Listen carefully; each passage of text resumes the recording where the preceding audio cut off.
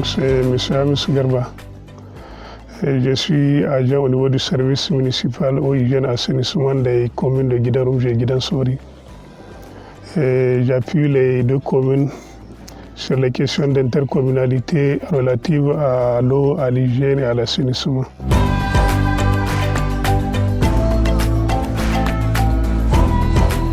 En termes d'intervention, ces deux communes ont reçu vraiment des financements de la part des partenaires, et notamment les partenaires de l'USAID, qui ont vraiment fait des réalisations, beaucoup de réalisations dans le domaine de l'eau, de l'hygiène, de l'assainissement, notamment la réalisation des mini-addictions d'eau potable, la réalisation des forages et aussi la réhabilitation des puits cimentés.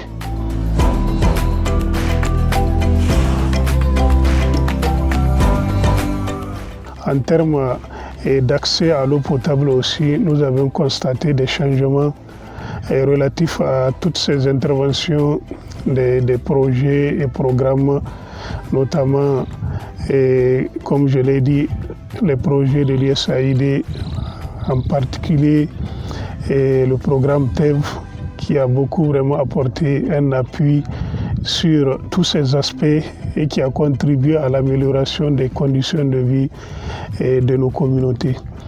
Et en termes aussi de l'accès à l'eau potable, les partenaires ont beaucoup fait et nous avions constaté une certaine amélioration sur nos communautés, notamment dans les villages où on enregistre des questions relatives à des maladies d'origine hydrique, notamment la consommation de l'eau qui n'est pas potable, et les maux de ventre, les dermatoses qui affectent beaucoup nos populations.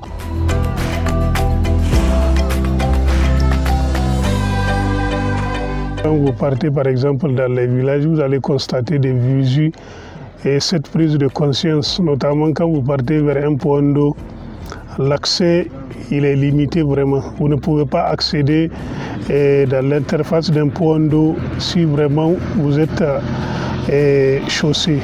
Et donc ils ont aussi mis un autre aspect important, notamment quand vous rentrez par exemple dans un puits, dans l'air d'un puits. Oui, les populations ont institué une certaine amende qui va faire en sorte que cette amende sera aussi restituée dans la caisse à eau du village pour toujours entretenir l'ouvrage. Un autre aspect est dès que les communautés constatent qu'il y a une certaine frange qui veut vraiment enfreindre à la sécurité de cet ouvrage, automatiquement ils vont interpeller cette personne ou bien du coup ils vont appeler au niveau de la mairie ou bien des services techniques étatiques pour informer voilà ce qui est en train de se passer.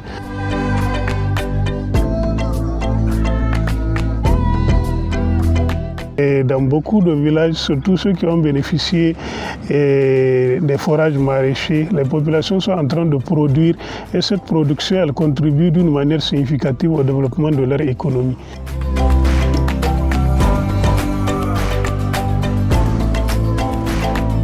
Nous osons espérer qu'avec ces interventions, les populations de ces localités vont vraiment d'ici peu, si vraiment les projets continuent à intervenir, nous osons espérer que d'ici peu, ce taux de couverture d'accès à l'eau potable qui aujourd'hui varie entre 30 à 40%, nous osons espérer d'ici 2-3 ans, peut-être qu'il va atteindre 60 à 70%.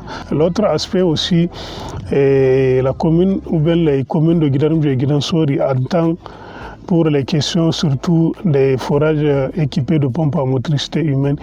Ils comptent d'ici peu mettre en place un mécanisme de suivi, notamment une sorte de gestion déléguée de ces ouvrages qui va permettre aussi à la mairie de générer des fonds qui va lui permettre beaucoup plus de suivre ces réalisations.